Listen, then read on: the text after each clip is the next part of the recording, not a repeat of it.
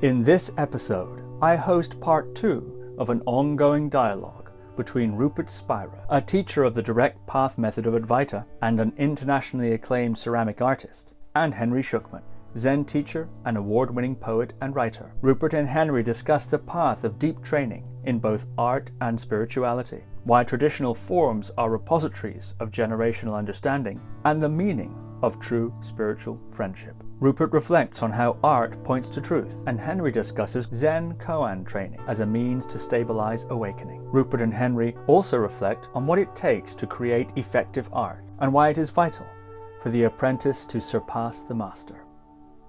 So without further ado, Rupert Spira and Henry Shukman. Rupert Spira and Henry Shukman, welcome back to the podcast. Hello, Steve and Henry. Lovely to be here again. Likewise, very, very thrilled and just delighted to gather like this again. Thank you, Steve, so much. Yeah, speaking of delighted, I'm actually so delighted to be talking with you both again. The first recording was just so wonderful and so well received. And actually it ended with a promise to exchange books. Exchange books with each other. And I'm curious if that happened. I'm curious if it did happen, have you read them yet? Perhaps rather bold question. Have you read them yet? And then what did you think of them? Well, yes, we have exchanged books, and I can say that I've certainly read Henry's book and really absolutely loved it. I can't recommend it highly enough. There's so many things I loved about it. It was one of those books that when I start reading a particularly good book, I always speed up to begin with, because I'm so eager to find out what's on the next page that the narrative, the story draws me into it, and I just feel pulled along by it. But then when I'm about 3/4 of the way through the book, I realize it's going to end soon. So then I slow down in order to savor every page of it. And I found myself doing that with Henry's book. Not only is it beautifully written, I thought and it's sort of, Henry, I hope that it's right to characterize your book in this way. It's kind of split into two parts: your early life, your early struggles, which you describe in a very evocative, powerful, honest, open, vulnerable way, in a way that I could so completely relate to. And then it evolves very, very naturally into your introduction into Zen, and then you take the reader on the kind of a process that you went through during your early Zen years, and then gradually, slowly, as you went through all the koans and then began to share your understanding. And I found myself just completely involved and absorbed in the book. I wasn't reading it from the outside. I was participating in your journey with you when you went along, and I was very touched by it. I thought it was really very moving, beautiful book. Well, of course, it's very nice to hear that. Thank you, and I'm delighted. I really am, and my heart is glowing gently with those words. Thank you so much, and I mean all the more so really because I've had such a fantastic time diving basically into your world. You know, your incredible capacity to convey the way you experience. And so the 3 books of yours that I've read, which are much shorter than my tome, they're all of course they're I guess we would call them teaching books, but they're very, I mean the one thing that struck me so much about them was just how beautifully and sort of organically they convey the reality that you've come to know, and we all hope to come to know to differing degrees. They convey it in just the most organic, natural way, and beauty is sort of part of their means of conveyance, so to speak.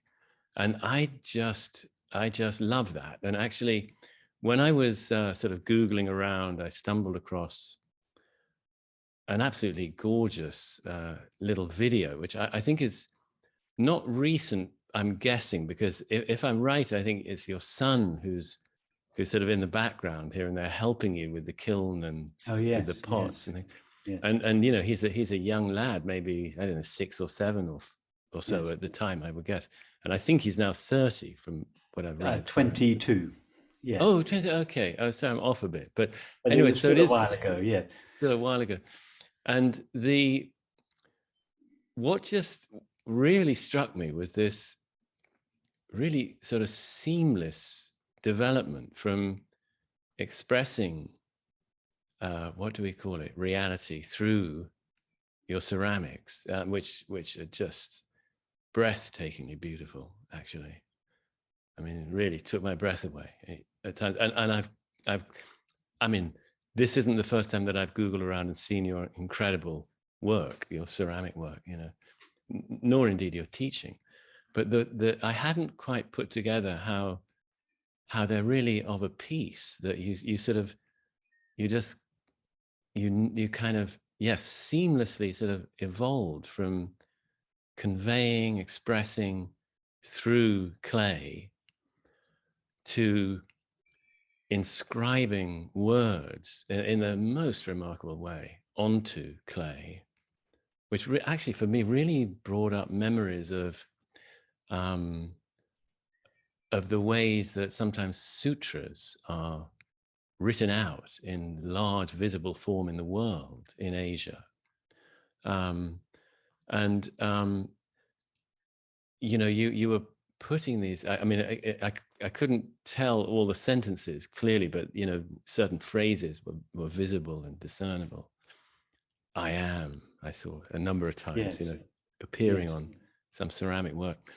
And then to just words, and words that you speak, and words that are in these beautiful small books that are, it's as if they are simply another way, a little less form bound or less tangible.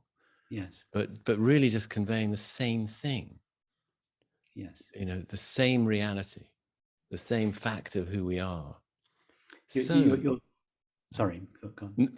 I think I'm more or less finished. Just that. Well, no, I'm very touched by your observation, Henry, because it's so completely spot on. I think I possibly tell this story in the beginning of the little I Am book, but I'll just say it again that so yes, as you say, I was making these very large bowls, and the bowls were getting larger and finer and more open. And of course, there's a limit to how large and open a bowl you can make on a wheel. And I was pushing the materials and the process to a limit, and indeed they would often collapse as I pushed them a little bit too far. So then you learn just where to go just as far as the material and the process will allow you to go.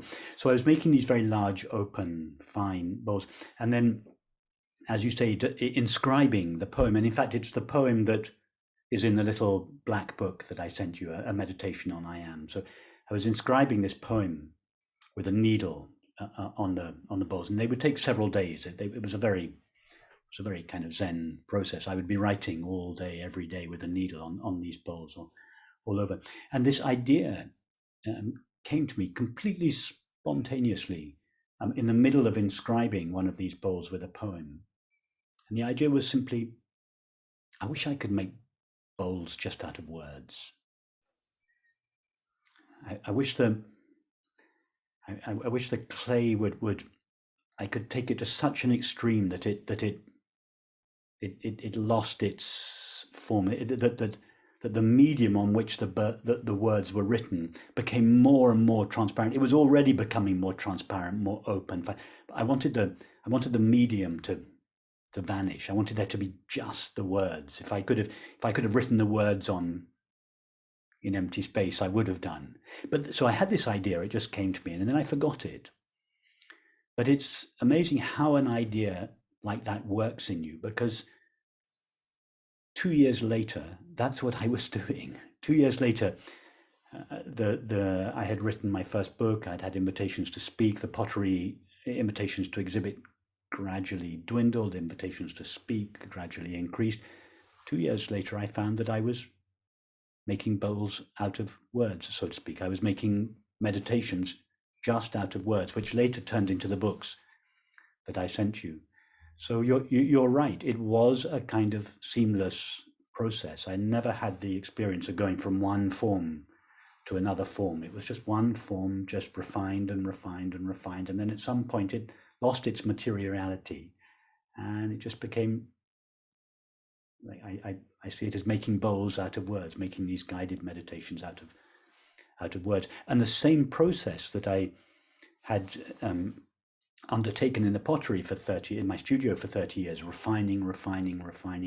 It just carries on with words. And you understand this, being a very fine writer, that the power that words have, the capacity that words have to convey understanding.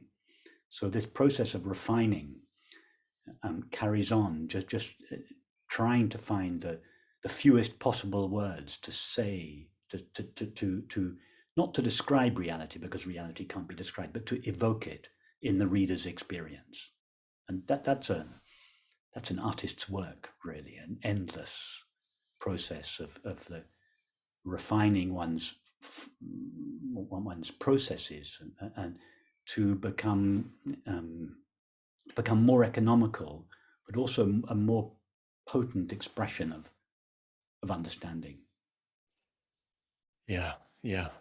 Beautiful. It's just the last thing you said brought up a thought of there's some teaching I've stumbled across somewhere, that the more subtle something becomes, the more potent it becomes. That it gets more and more refined and sort of, I guess, distilled, but more and more kind of, barely there, sort of evanescent. And but instead of that meaning it's somehow weaker, it's the opposite. It's more powerful. Yes. And another observation I wanted to throw in to see how this resonates is that I get the sense that I mean, who knows, but somehow you couldn't have got to that without the ceramic training. That there was something about the discipline of the craft and the process of making these objects of really surpassing beauty, but in a very disciplined way. They emerge from not just your training, but centuries of training. And so you're schooled in that. And actually, by the way, it's very interesting. Somewhere I read something that mentioned Song Dynasty firing process that you've been trained in. And, the koans that I personally have been trained in, the great collections, there are a handful of great classic collections of koans. Although the koans themselves date from earlier, mostly Tang Dynasty and some back in India in the time of the Buddha. But they were collected in the Sung Dynasty. So these great sort of, I guess, in a sense, training documents or manuals or evokers of reality, that Yes. these koan collections are. We're actually going back to the sort of same source, really. Yes. Early Yeah. China, Yeah. But the way that you're training in that art, and to the point where you're making it your own, and you're sort of fulfilling the tradition by doing it your way, quite naturally. Yes. That whatever it was, that the multiple levels that you were trained, and then, coming forth in your own expression of that. In ceramics, somehow I feel it's sort of gone into how you do it with words.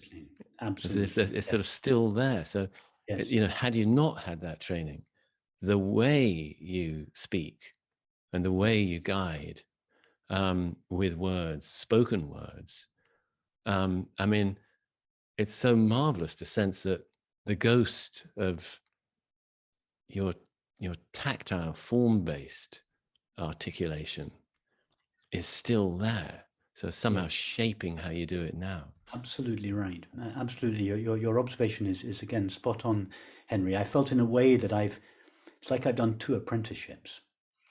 And my first apprenticeship, and by apprenticeship, I don't just mean the time I spent studying with Michael Cardy, but the whole, my whole 30 years as an artist was an apprenticeship. I felt that the whole apprenticeship that I did in the pottery really gave me a kind of blueprint. It helped me to realize what the process is that one has to go through. And in a way, I've been through a similar process, a parallel process with my non-dual study and practice and understanding. These two activities of my life, my life as an artist and my life as a truth lover, that they followed remarkably similar trajectories of training with a teacher, absorbing the teaching, and then going on my own, making the understanding myself, and then finding new forms, not rejecting the old forms, but evolving them in a way that is consistent not only with my own understanding, but with my own character and personality. And as a result, the tradition evolves. It's still the same tradition, but it's a new expression of the same tradition. So, and this happened in both cases. So yes, you're right. My training in the pottery kind of helped me to understand what the process that is involved in doing an apprenticeship. And I, as I say, my love of truth followed a very similar path. Yes. That's lovely to hear. Yeah, I can relate to that. You might not be surprised to hear. There's a Zen saying that the student must it's just a phrase, but they say the student must surpass the teacher by 50%. Otherwise the tradition dies, Otherwise what? Otherwise the tradition dies. Otherwise, yes. So the tradition is fulfilled not when it's aped or mimicked, but when it becomes somebody's own expression, And they have to take it on. They cannot just repeat what they've learned from their teacher. They have to completely make it their own, but then to find new ways that are tailored to their generation. I remember Francis Rolls, the teacher that I had at the College House, the Study Society in London. He said to me once that the truth needs to be reformulated by every generation, and I think it's so true. So it's the same. You don't add anything to the tradition because the perennial understanding is the perennial understanding. What is true of reality now was true of reality 3,000 years ago. So reality hasn't evolved, truth hasn't evolved, but the ways that we speak about it have evolved and must evolve. And someone will, be inspired by what you and I are doing, Henry, and will make it their own and will speak about it in their own way and find new pathways, new methods, new practices that are appropriate for their generation that were perhaps not so appropriate for our generation. Just as the practices that we are evolving were not relevant to people 100 years ago. And that's what, as you say, that's what keeps a tradition alive. so that Yes. it's what is passed on is something that is living. It's a living tradition. It's not a series of precepts and practices and dogmas, and it's something that's really alive. Yes. Yes. But here's another thing: is that it's so good to meet someone, and one does from time to time, who's allowed themselves to go deeply into the training first. Yes, It's tempting for people to they have a flash of immersion in reality and find it's always been here and this is who they are, and they well I'm ready to teach this, but actually I think we're probably both in sort of schools that say, well, no, not so fast. There's a yes, lot of training that can happen that's actually very, very beneficial. In Zen, they talk about, one of the metaphors they use is lathe work, that masters would sort of, back in the Tang dynasty, would say they could sort of recognize the lathe work that another teacher had done on a student, as if the student is a post being worked on a lathe. And yes, that actually this is, I mean, it doesn't sound like, in our generation we might think, oh no, that's no good, you're being shaped, but actually it's only an expression, but it talks about surrendering to a tradition, surrendering to a training, which somehow must be, I think, part of the process. And I mean, I get the sense that you've done that very yes, deeply, yes, letting a master sort of, I mean, really, yeah, surrendering to yes, how they have embodied it, and letting yes, that enter your body. And it's through that in time, we're able to express it our own way. yes, Um, yes, exactly. I remember a time in the pottery with Michael Cardew. He was 80 years old. I was 20 years old when I went to work with him, and he was like a cantankerous old Zen master. And he never really described anything or explained anything. One was just expected. I lived with him and another student, and one was just expected to keep one's ears and eyes open and learn as you went along. Nothing was ever explained.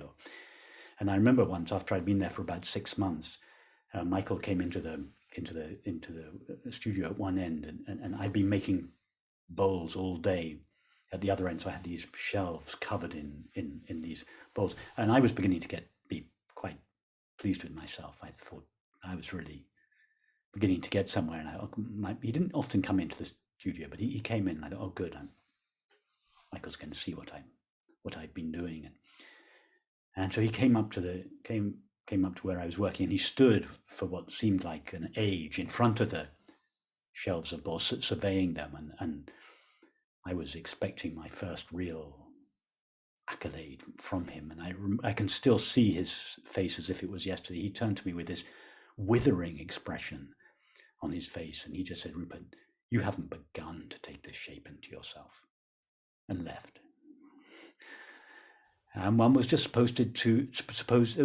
expected to take the medicine and carry on. I didn't know. I had no idea what it meant to take a shape into yourself, and there was no explanation that accompanied it. No, you were just expected to, you take the medicine and you carry on. And this was the way the apprenticeship worked. It was a bit like a Zen, a little bit like your marvelous descriptions of going into your koan teacher and your I'm probably not relaying this accurately, but your teacher asks you to share your understanding about the koan, and you say 2 words and she rings the bell and dismisses you. It's like, come back in a month's time. What do you do with that? But you go away and you dig deeply into yourself, and you find the next layer of understanding in yourself. That's the way the process worked, and that's the way it worked in the pottery. It's way it worked when I was during my exploration and studying and practicing of non-duality. It was the same. Right. And often in that Zen process with the koans, you have no idea how to even begin looking for what might be Yes. the deeper reality that the Yes. teacher's waiting to see you express about the koan. You don't know how to look for it even. But if you're just patient and sort of basically gradually somehow let yourself go more, things will just come up by themselves. Yes. And you know, and they're not always what they're waiting for, but sometimes they are, you know, and gradually you're being sort of brought into a more consistent capacity to open to what the one reality that every koan in its own unique Yes. way is trying to help us see, you know. Yes.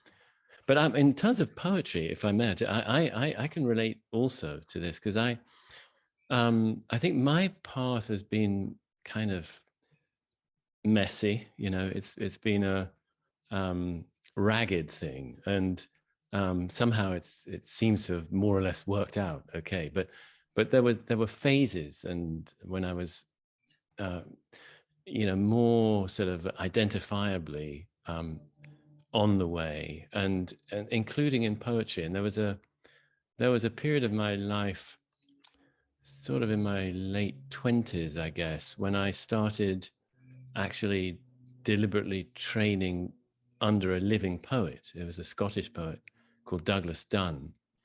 I'd been really struck by, in particular, one of his books called Elegies, which was a really remarkable book, a suite of poems about the death of his first wife, and a hauntingly beautiful short book.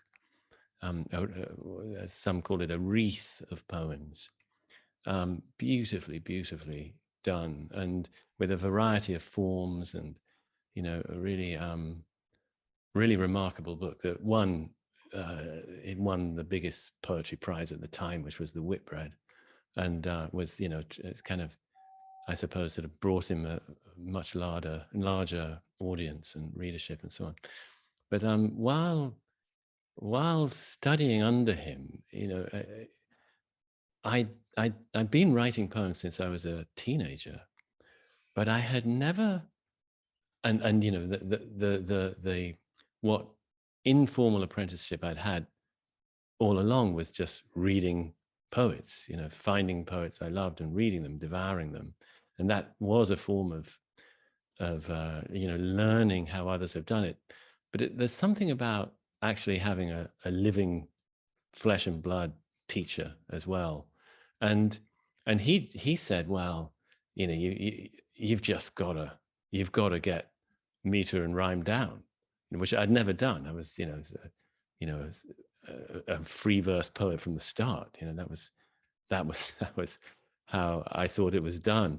And so for several years, actually, I wrote nothing but poems in meter and rhyme, occasionally just blank verse with meter, but no rhyme, you know, in iambic pentameters. And I literally wrote nothing but poems in strict form, different forms. You know, I tried to do, I did a whole thousands probably of sonnets and hundreds of, I don't know, you know, these formal structures like sestinas and villanelles and whatever. And not one of them really was any good. But I just kept doing them, hoping that I'd crack it and suddenly I'd have a perfect sonnet that was actually a really good poem. It just never happened. But I kept doing them regardless. And then what happened actually was one night I was having a pee in the middle of the night. I'd woken up and gone to the bathroom and having a pee, and suddenly a sort of memory struck me and words came with it. And as soon as I finished, I went into the kitchen and just grabbed a gas bill, and on the back of it just wrote out this poem. And I felt like this poem came from the teenage Henry poet. It was like I was immediately just back where I'd been when I was 15, 14, 16 years old, when I first really fell in love with poetry.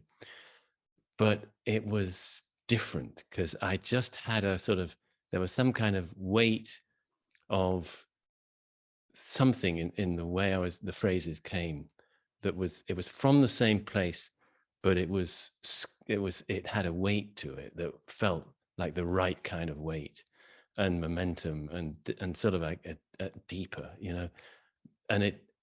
and that was the start of my adult poetry, actually. Yes. Was having been through that rather dry time of getting really schooled in the old forms. It actually transformed how I wrote it more freely. Yes. I totally relate to that, Henry. When I was training in the pottery, the forms were really given to us.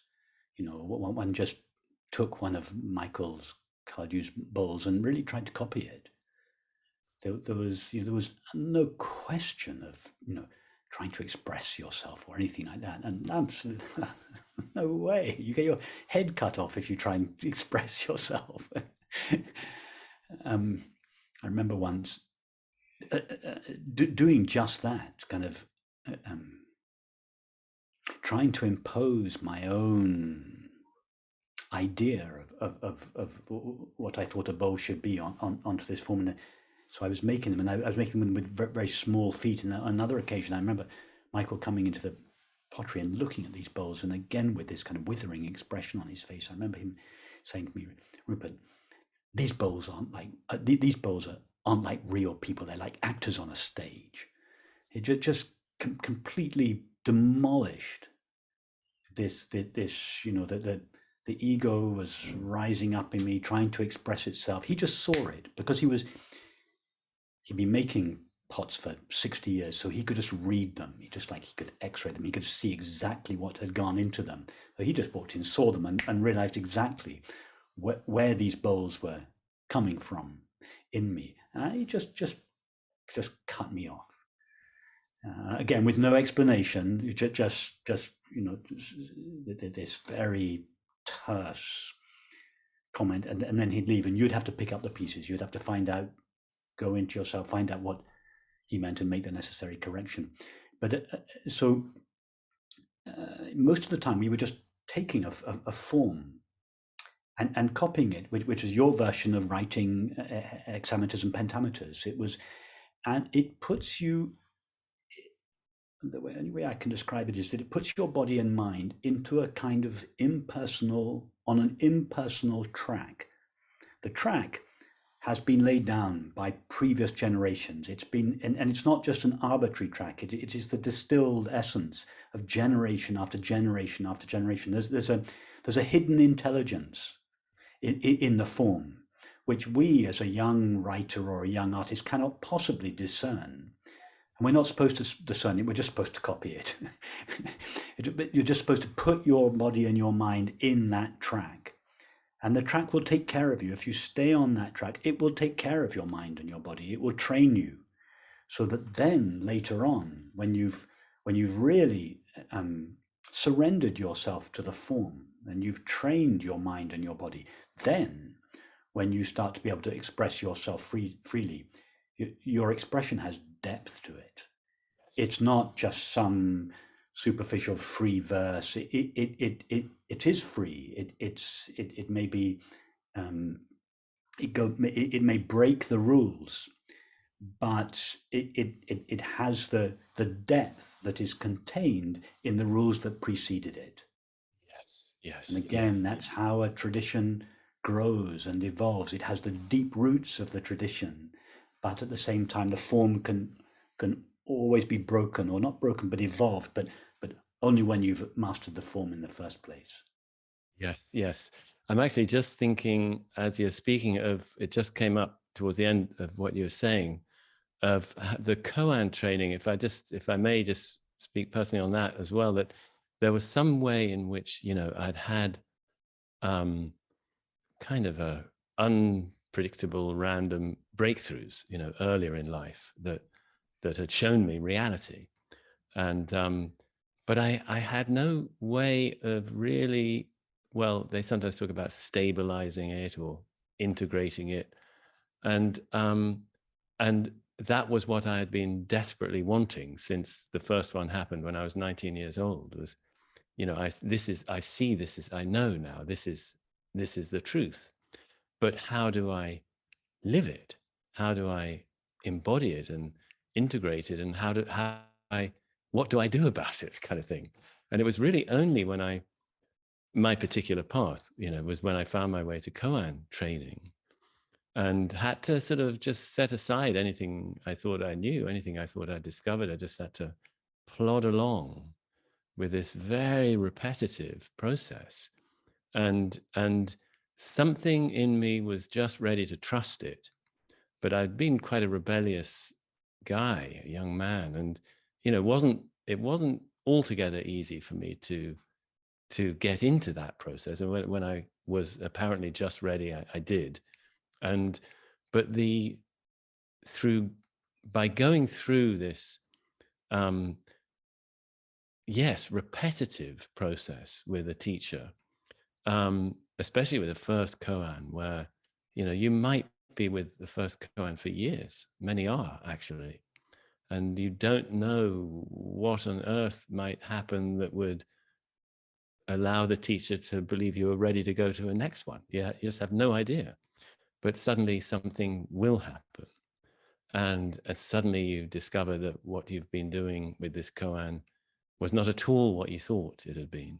There's been a hidden, previously hidden side to it that you just had no inkling was there, and suddenly it shows itself.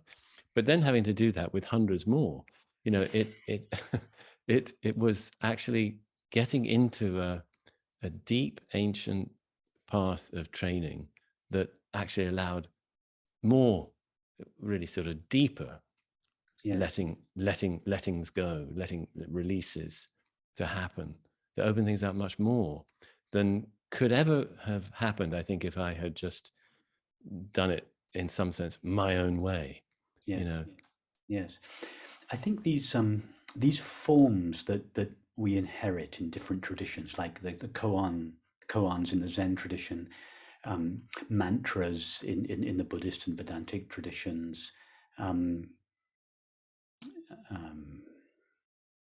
the forms that I inherited when I was training as a potter, that these forms they're the repositories of generations of understanding. So it could just be a sound, as it is in a mantra, or a question, as it is in a koan, or a form, as it is in a bowl. But if you subject yourself to that form, you are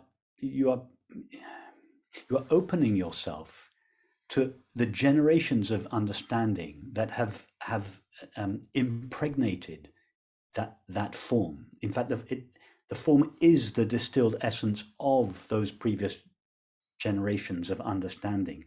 And by submitting yourself to the form, you are opening yourself to receiving the understanding that has gone into them.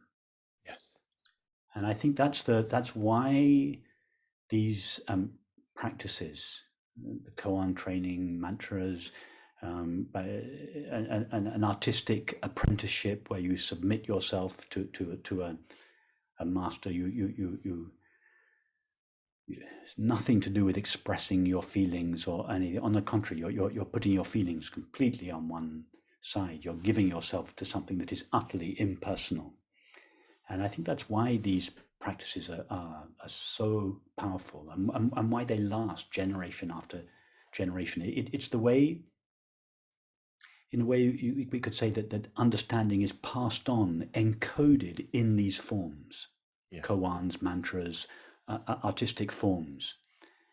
And because the understanding itself, as I know all three of us understand this, the understanding itself cannot be directly formulated. It has to be encoded in a form that is somehow acceptable either to the mind or to our senses, either as words or forms, physical forms. So it's these forms become the means that are available to us, whereby this understanding can be transmitted from generation to generation. Yes, that's very beautifully put. Wow. I remember a time with one of my koan teachers where early on in my training, where I had there's a thing they ask for with koans where they want you to show them rather than we often will talk about them, but there's a critical part of the meeting with a teacher on a koan where you have to present your understanding, they call it, which is I remember usually you describing it in the book. Yes. right. It's usually non-verbal. And I remember that the first time one came to me with real sort of force, and I didn't know why I was doing what I was doing. But it was exactly, but I knew as I did it, everything just fell into place. And it was sort of very liberating, beautiful experience, actually, just to sort of do that with this witness, and he said, yes, yeah. It was a very sort of happy moment in a way. And on different levels. And one was just how marvelous to discover that this reality of which I'd had taste before could be shared, and shared in an entirely non-verbal way, but in such a way that there was no doubt that you and the teacher were living the same reality in that moment, absolutely without doubt, and sort of talking a little bit about it afterwards, he said something like, yes, we when we do these presentations, we fall into grooves of practice that have been worn by generations of practitioners. Exactly. Yeah. What a privilege, though. What a great good fortune. Yes. To somehow I feel particularly lucky because I had various sort of reasons or whatever causes that had made me quite distrustful and quite rebellious and quite angry, in ways I didn't really recognize, as a young man. And so it was hard for me to get to the point where it was relatively easy for me to get to a point where I could recognize that I badly wanted some training, and was going to various different monasteries and sitting long retreats and so on.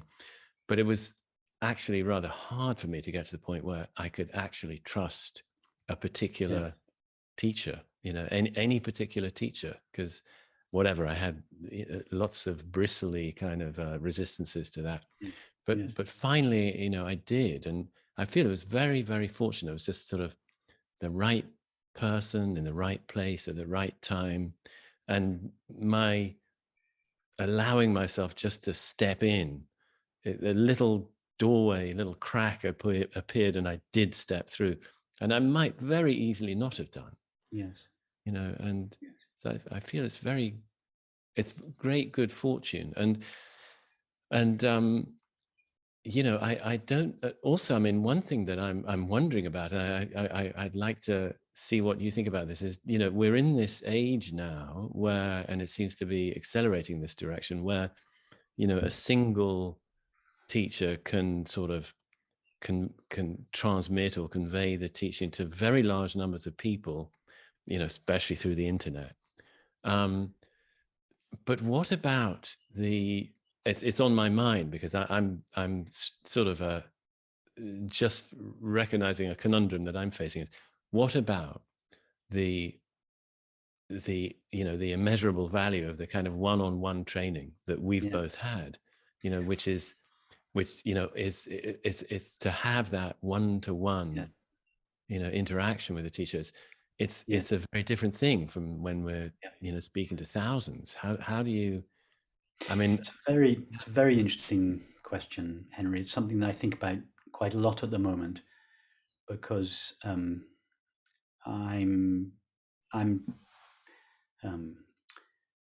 with a little team that I have, I'm trying to make the non-dual understanding available to as many people as want to know about it, as inexpensively as possible.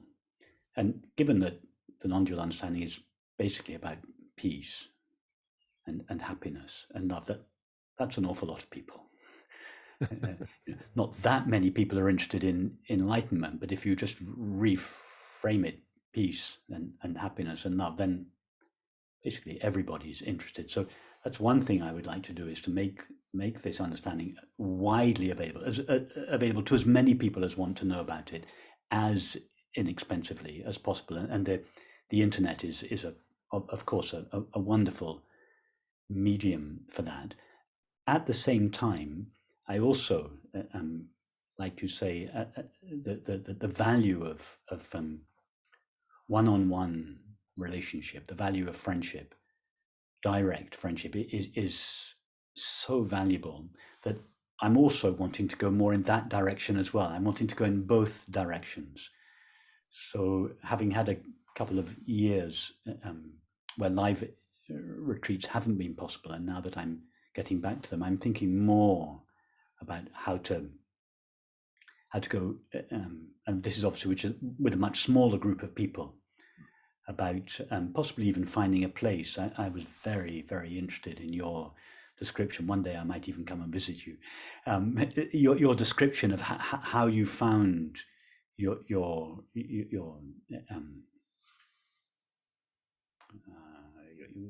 retreat center, your how you found it, and I would like to go more in that direction, where there's a physical home for the teaching, where people can come and really immerse themselves very deeply in the teaching, and also where this one-on-one friendship is available. Yes. So Yeah. yes, I don't think it has to be either or. I think I'd like to do both. Yes. That's beautiful. I can totally relate to that. Go on. Well, I was just going to say, in my case, it's been a little, maybe almost the other way around, that for the first 9 or 10 years of my teaching life, it's been mostly in person. So relatively small numbers we can't really have more than about 40, 45 people at the most on a retreat. We can pack more people in for a single session, but not for a retreat. And and it's been with a lot of one-on-one time. And in the last 3 to 4 years, and then accelerating the last couple of years because of COVID, of course, it's been much larger numbers online. And somehow I really like the way you frame it, actually, that I feel exactly the same, that having the capacity to make the basic sort of discovery and the sort of faith, really, in spreading the trust that there is an underlying truth that's right here now that heals all, and well, it's already healed. There's nothing to heal, actually, in that truth, and making that as widely available as possible is increasingly important to me. And at the same time, how to balance that with having maybe a much smaller number that are really wanting to pursue this particular path, and I mean, I just smile a little bit at the word friendship. I mean, I agree with you entirely. It is a kind of friendship, but it's a particular kind, that those withering looks of Michael Cardew, sort of, it's a deep friendship. I mean, I can, I still have a master actually in Japan, who I continue to train under when I can, and now and then online. We meet quite often online, but not always for training sessions. Also, because I'm part of the leadership now of this Zen organization, so we have things to discuss. But when I can, I do a so-called dokusan, one-on-one koan based meeting with him, and to this day, he'll have seen some new dimension in a koan, and he'll just wait till I see it too. And it might be many meetings that he's saying, that's very, very good, Henry, very good, but not yet. And I'll go back to it and just wait. Can I ask you something about koans, Henry? Sure. You describe in your book, I don't remember the details, but there are these books with hundreds of koans. Is that correct? That there are hundreds of koans have been passed on over the generations, and you may study. Is that? Yes, there are 3 really sort of preeminent collections. One has 48, and the other 2 each have 100, and they're sort of the core of our training, in a sense. Okay, so my question is this: are new koans evolving? Do you know? The Do answer is you, that for instance, with your students, do you sometimes, do you, I'm sorry, I interrupted you, Henry. It's just a kind of an addition to my question. For instance, you're with people that you're working with now, are you giving them koans from these three collections, or do you sometimes find by inspiration a new koan that comes that you share with others? So I feel that we're all facing fresh koans every day in our lives. But actually, frankly, there are so many to be led through as it is that I don't want to add to the pile in any formal way. Because anybody who really wants to do this training, and there's probably not that many for whom it's definitely the right thing to do. It's a multi-year process. And I'm just reluctant to make it any longer. And I do feel that the more we sit with the classical ones, the ancestral koans, they're sometimes called, the more we'll realize that we're facing a koan in our daily life anyway. Yes. But somehow the training in the ancestral koans helps us with the ones that come up in daily life. Yes. So there is Robert Aitken, who was a teacher in our lineage. Actually, he wrote a book of new koans, which I just now can't remember the title of. And I read it with some interest, but I haven't really felt inspired to use them, basically for the reason I just said, that it's a long training already. Yes. And I would, at times I questioned why did it need to be so long? Why so many? But in my own case, I feel that the way I was experiencing and understanding really did continue to shift all the way through, and still does. So I believe that they have for those for whom it's right, it is the right way to go. Yeah. And we'll revisit them. I've been through them more or less 3 times actually with different teachers now, and often if I'm going to talk to one of them, I'll sit with it again, of course, and it'll new things will appear, new insights, new resonances. And does one, in your tradition, does one ever share the process that you go through with a particular koan in more detail? I noticed that's something I was hoping would happen in your book. I wanted you to take a koan and actually to take us on the journey that you went with it over a period of months or years. But I noticed you didn't, and I wondered if it was a bit like in the same way that, for instance, one never says one's mantra out loud. It's an internal thing, and it shouldn't be spoken out loud. I wonder if there was some, and there's a lot of wisdom and understanding contained in that. And I wonder if there was a similar understanding with the koans, that you never actually rationalize, let alone write about, the process that you go through as you're working with the koan. Yes, that was a choice.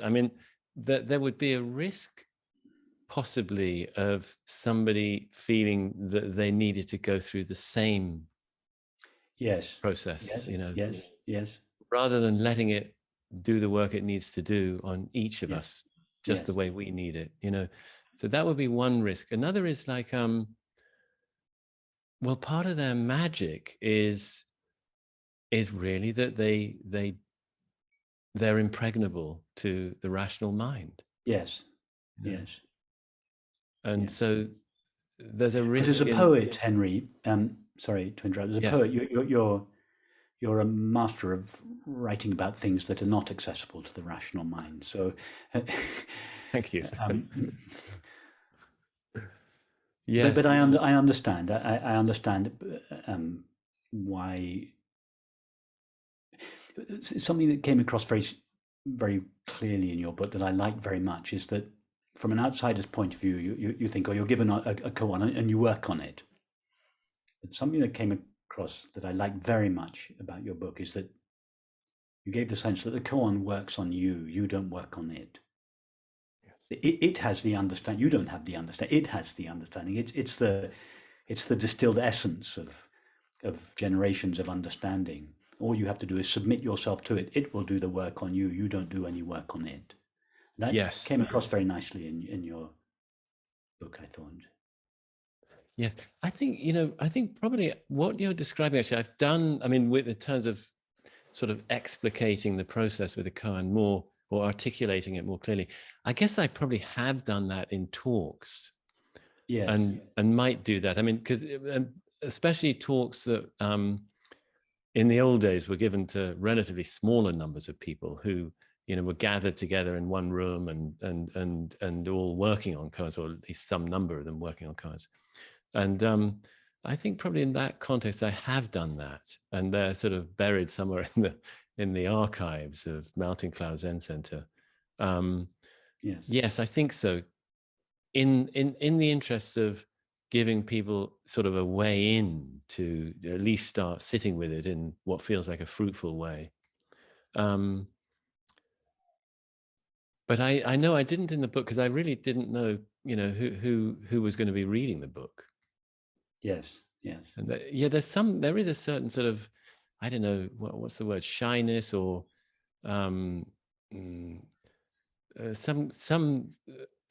in the tradition itself that wants to be a little guarded about the inner recesses of the teachings. Yes. No, you say it's guarding something from interference with the rational mind.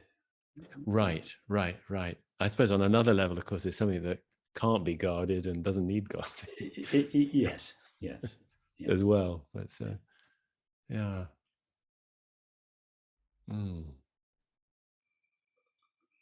We've talked, this is so fascinating, by the way, really amazing.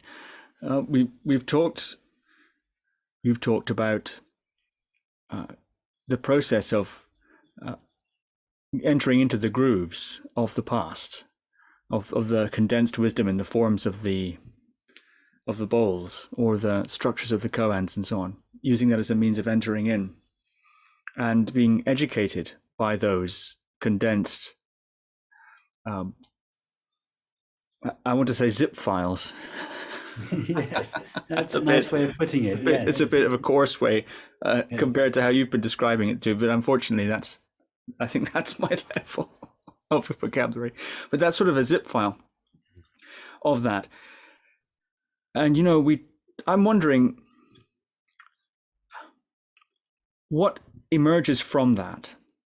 In the epilogue of the first episode we recorded, I pointed to a juxtaposition between Henry's account of ecstatic inspiration, this spontaneous rush of poetry that you actually told us about today, and Rupert's account of the daily discipline of life in the workshop. And in fact, Rupert, you've mentioned before in our solo interview, seeing only the imperfections of the work when it comes out of the kiln, and being drawn back, or driven back perhaps, to the studio to create again and again. I also noted that those aren't the only dimensions of your artistic processes. I think that's become clear here. But they serve as an interesting juxtaposition. So I wonder if we might consider what makes effective art from the process point of view. What role, if any, do you think the disposition of the artist plays?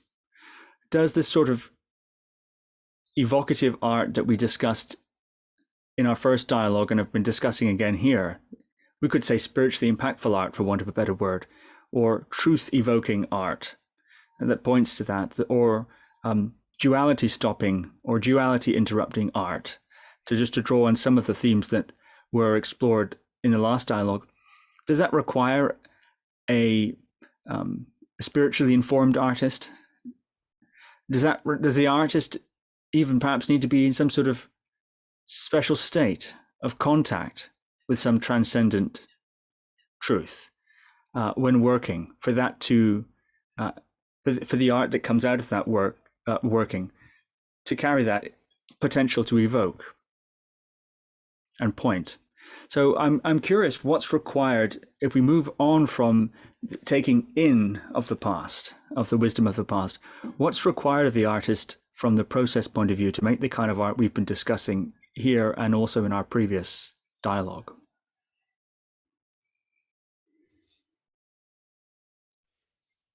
May I jump in? Yes, yes. One thing I would just need to state is that I mean, when I am producing a poem, there may be an initial gust of inspiration, that gets it started. But I don't think I've published a poem that didn't have years of some level of tinkering, revision, even major revision after that.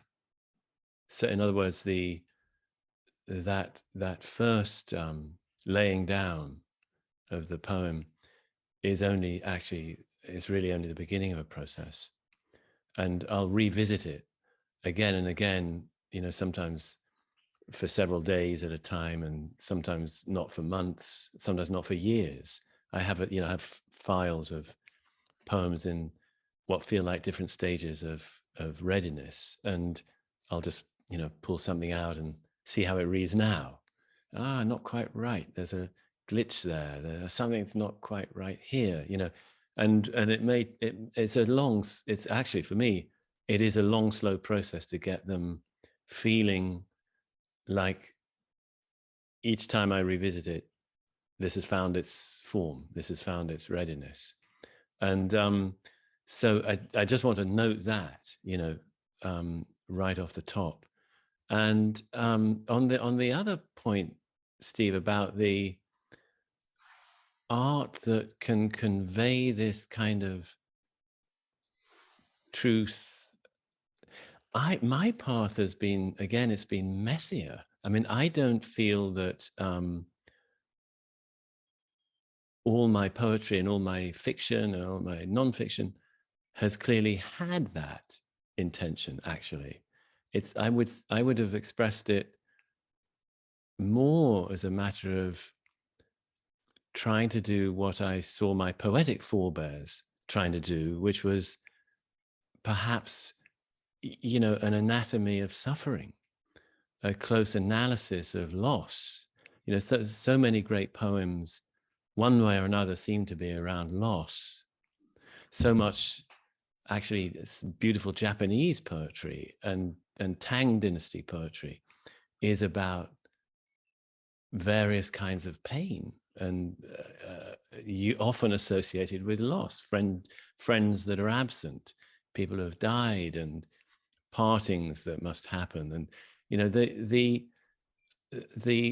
seems to me that there's some sort of echo of longing for the realm where there is no loss, but that the poem might stand at a place where there still is loss. And even though there's a resonance, like a sort of echo of that lost land that may one day be recovered, the poem is, at least I'm speaking for myself and the sort of private canon that I keep evolving of poets that I love, they seem to be cognizant of that, but not wholly there. I'm a great lover of Thomas Hardy's poetry, for example, and it's not, I don't think it is directly seeking to convey non-dual experience. It's more really deeply understanding suffering, something like that. And Wordsworth, he's just such a remarkable poet, Wordsworth. I get ever more enamored of him, actually, over the years and decades, and more deeply admiring. But he speaks to loss a great deal, as well as to the immediate joy and peace and love that can show themselves right here and now, in spite of consciousness of loss. And so I don't know. It's I can see that again. My path is messier. I hope it's a fruitful kind of mess, but it's not straightforwardly.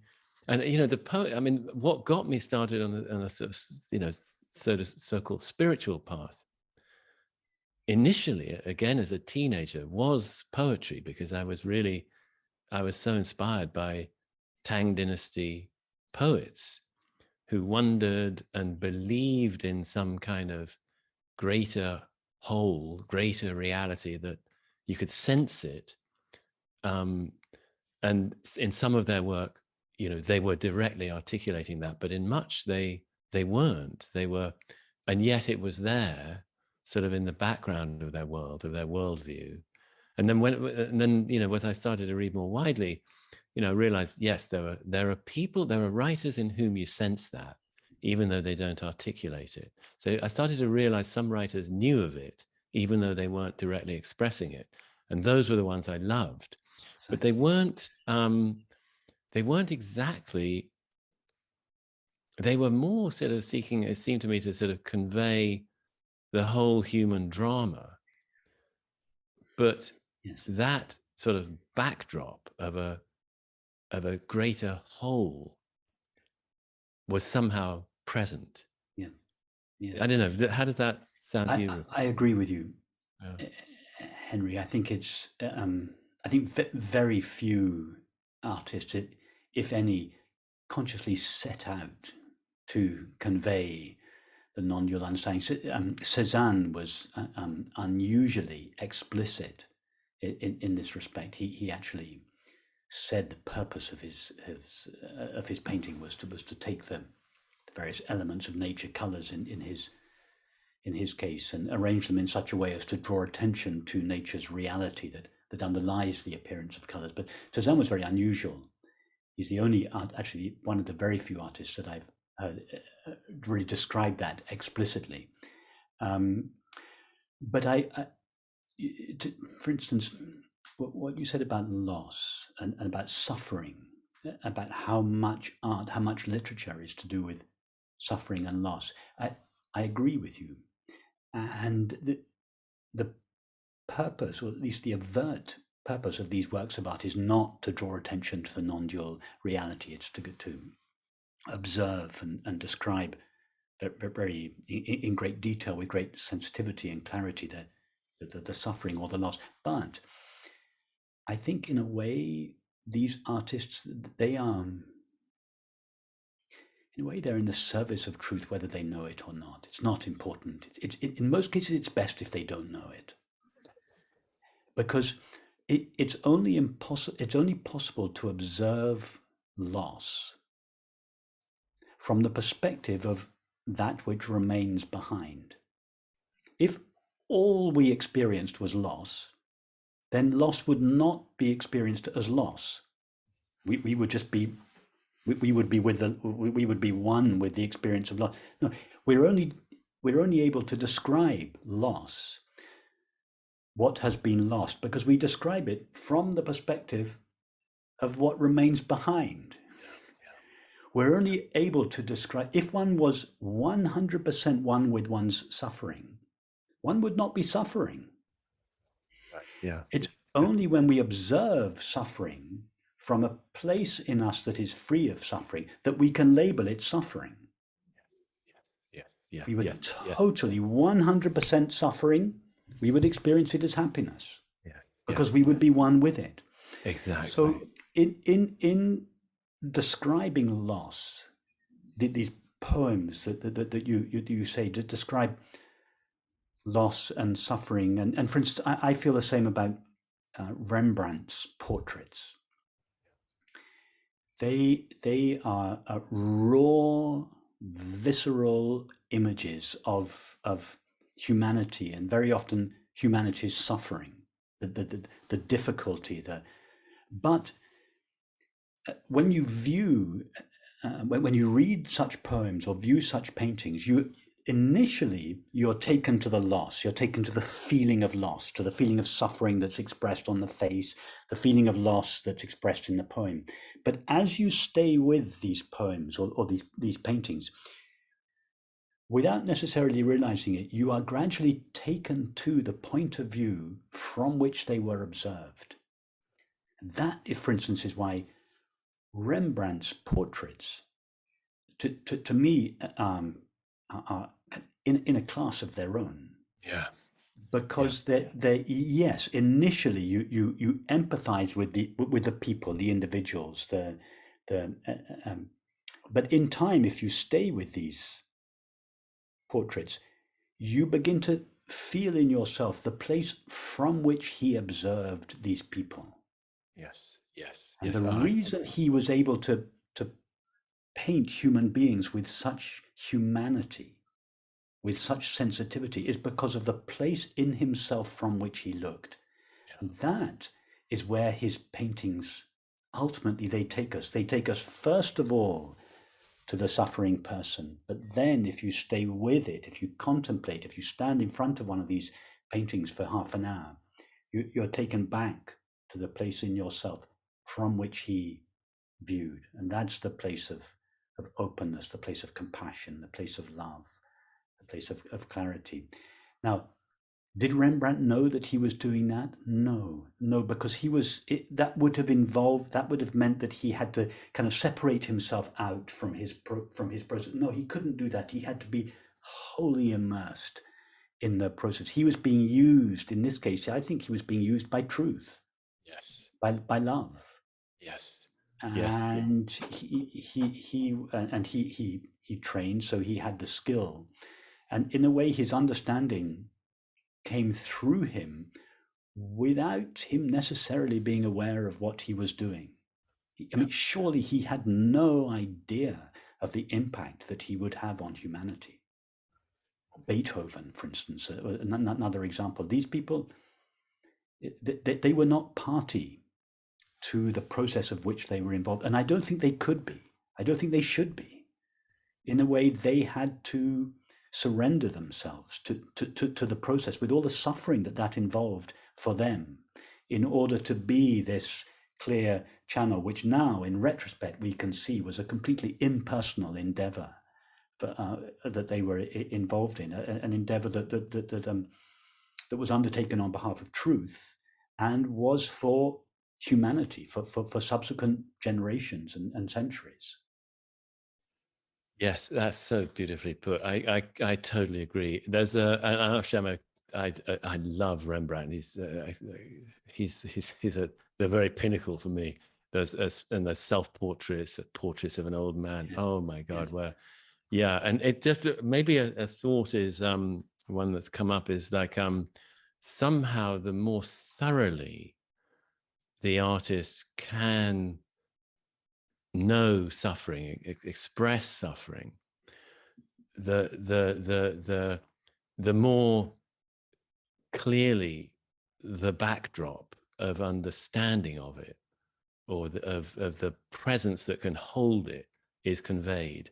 It's like I'm thinking of how those self-portraits and of Rembrandt's where he's this person is just so lost in a world of suffering and pain and distress and so on. It's all there, and yet, exactly as you say, you sense somehow, because they know suffering so deeply, all the more do they convey the reality which is capable of sort of holding it.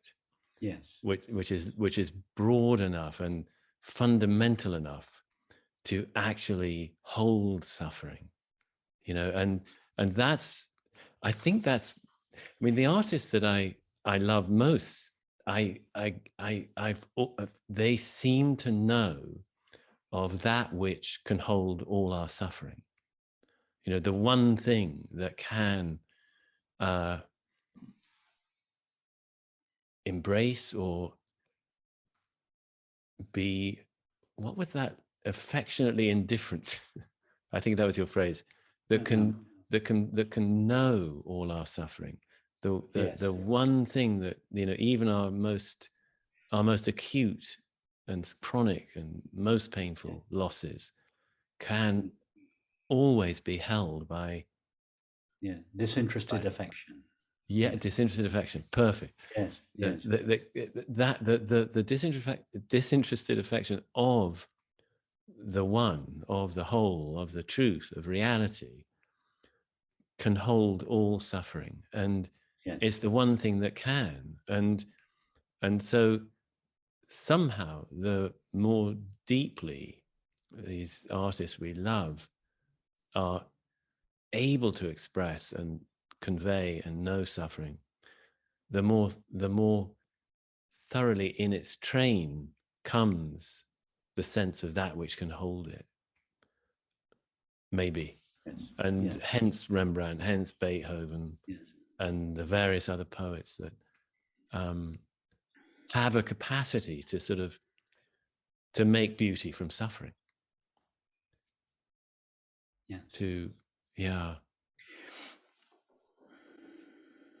Yes, I wanted to just comment on something else, Steve, that you said about an artist, whether they,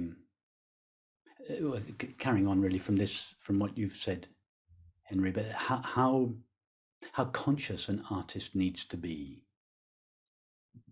of what they are doing, whether an artist needs, for instance, to be on a spiritual path or to have a sense of the ultimate reality. I think the answer is no, they don't. But it for many people, for many artists, when they go into their studio, they enter a sphere of activity, really, that puts them in touch with something in themselves that they are not normally in touch with in their everyday life.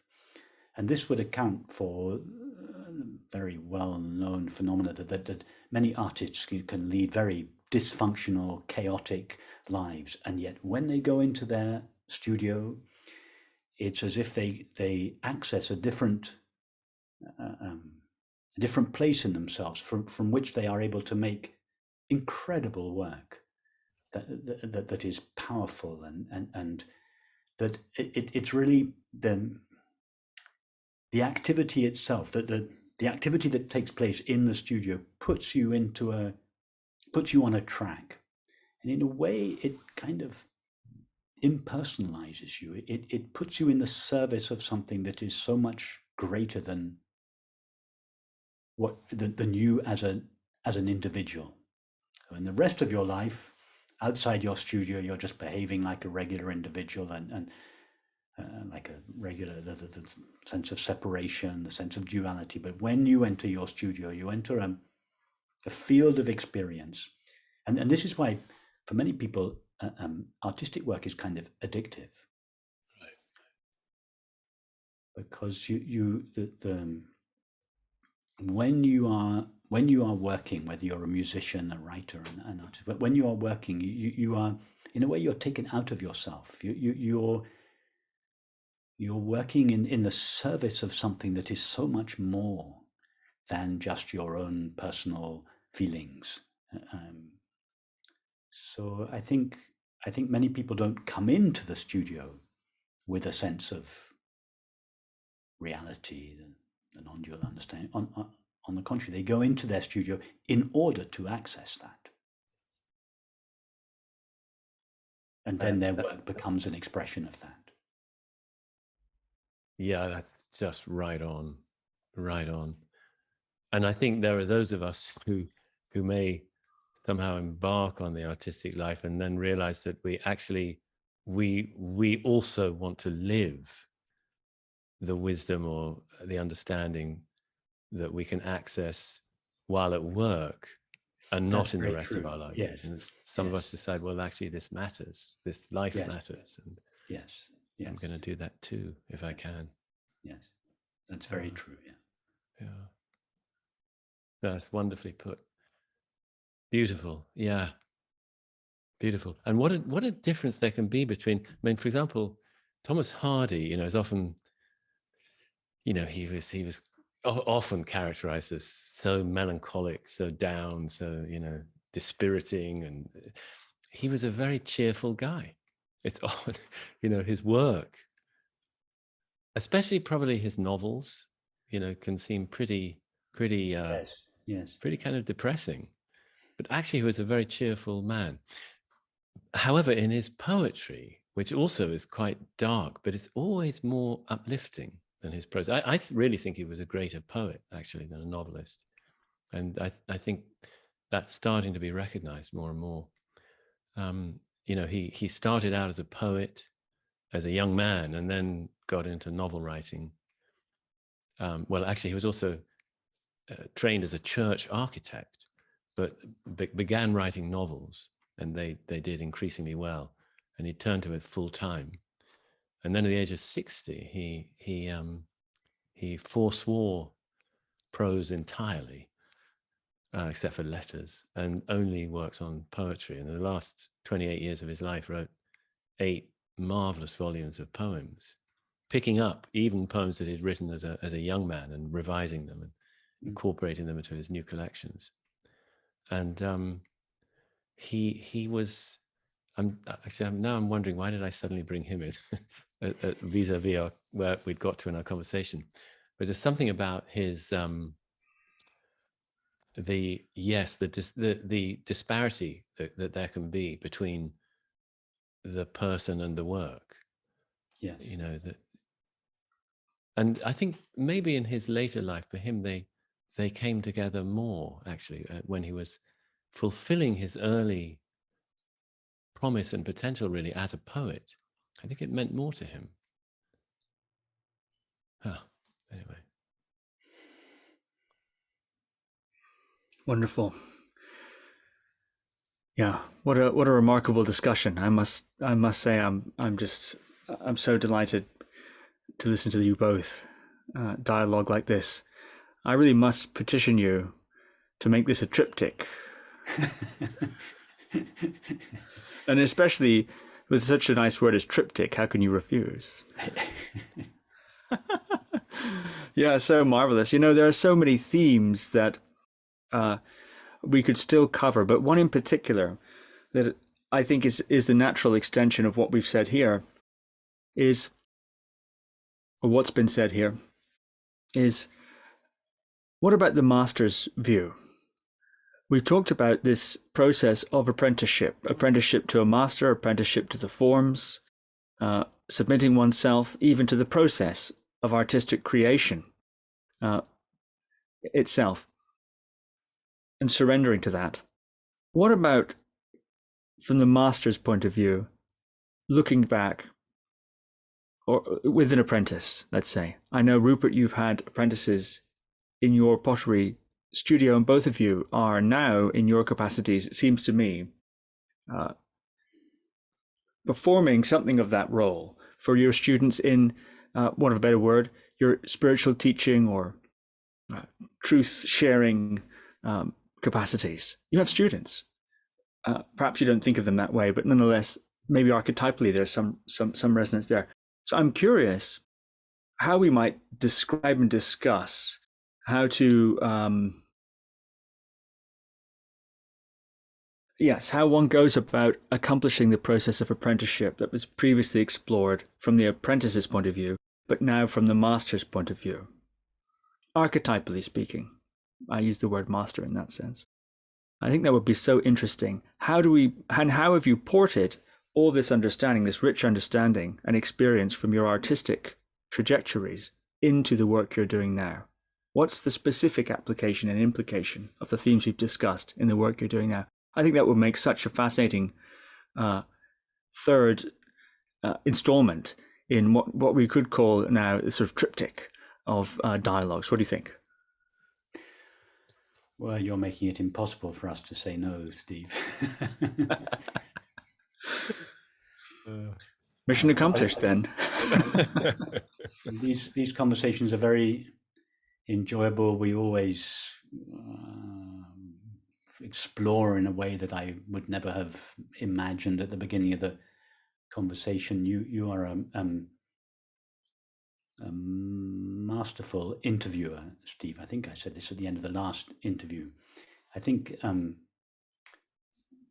Henry, you said at the beginning of this conversation that something, words to the effect that the form, that whatever one's form is, it becomes subtler and subtler and subtler as one matures. Fewer and fewer words, more and more simple, and each word has